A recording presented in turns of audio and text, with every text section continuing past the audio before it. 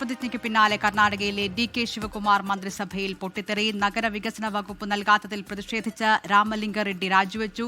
പ്രതീക്ഷിച്ച വകുപ്പ് കിട്ടാത്തതിൽ രാമലിംഗ റെഡ്ഡി മുഖ്യമന്ത്രി DK ശിവകുമാറിനെ അതൃപ്തി അറിയിച്ചിരുന്നു.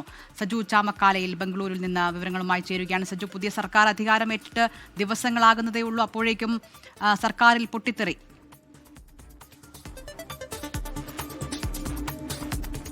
അതിന് അങ്ങനെയാണ്. ഇന്നലെ രാത്രിയോടുകൂടിയാണ് മന്ത്രിസഭാ പുനഃസംഘടനയൊക്കെയും പൂർത്തിയായത്. സത്യപ്രതിജ്ഞ കഴിഞ്ഞ ദിവസമാണ് സത്യപ്രതിജ്ഞ കഴിഞ്ഞത്.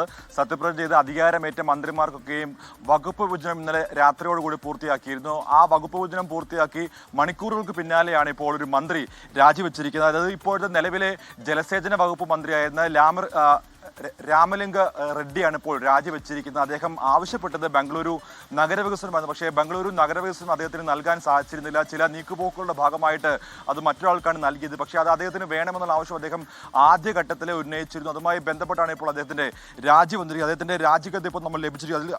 അതിൽ അദ്ദേഹം പറഞ്ഞിരിക്കുന്നത്, നിങ്ങളുടെ മന്ത്രിസഭയിൽ എനിക്കൊരു മന്ത്രിസ്ഥാനം നൽകിയിരുന്നു.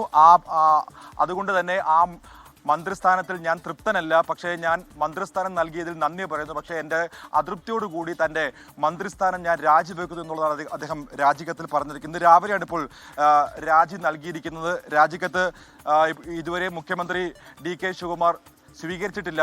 13 മന്ത്രിമാരാണ് ഇപ്പോൾ സത്യപ്രതിജ്ഞ അധികാരമേറ്റിരിക്കുന്നത്. ബാക്കി മന്ത്രിസഭാ പുനഃസംഘടന രാജ്യസഭാ തെരഞ്ഞെടുപ്പിന് ശേഷം ജൂൺ 18 നടക്കാനിരിക്കുന്നത്. അതിന് മുന്നോടിയായിട്ടപ്പോൾ ആദ്യ വിക്കറ്റ് വീഴിരിക്കുന്നത്. എന്തായാലും ജലസേചന വകുപ്പ് മന്ത്രിയായിരിക്കെ തന്നെ അദ്ദേഹം രാജിവെച്ചിരിക്കുന്നു. അദ്ദേഹം ആവശ്യപ്പെട്ട വകുപ്പ് ലഭിക്കാത്തതിന് പിന്നാലെയാണ് ഇപ്പോൾ ഒരു രാജിക്കത്ത് മുഖേന അദ്ദേഹം ഇപ്പോൾ രാജി അറിയിച്ചിരിക്കുന്നത്. എന്നാൽ ഇപ്പോൾ അടിയന്തര നീക്കം നടക്കുകയാണ്. അദ്ദേഹത്തെ മടക്കിക്കൊണ്ടുവരാൻ പ്രത്യേകിച്ച് അദ്ദേഹവുമായി സംസാരിക്കും.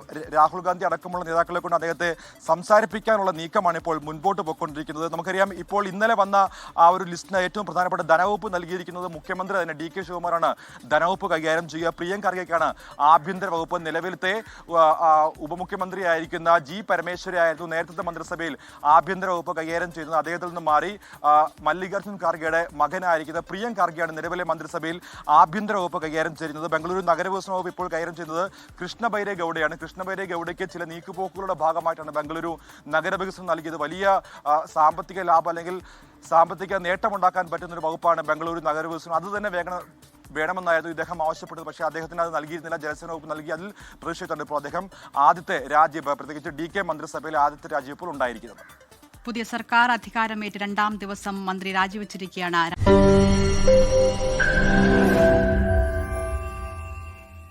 ലോകത്തെവിടെയായാലും ഏത് സമയത്തും 24 വാർത്തകളും ഓഗ്മെന്റഡ് റിയാലിറ്റി പാക്കേജുകളും എക്സ്പ്ലെയിനറുകളും വിശദമായി കാണാൻ ഞങ്ങളുടെ YouTube ചാനൽ നിങ്ങൾക്ക് സബ്സ്ക്രൈബ് ചെയ്യാം.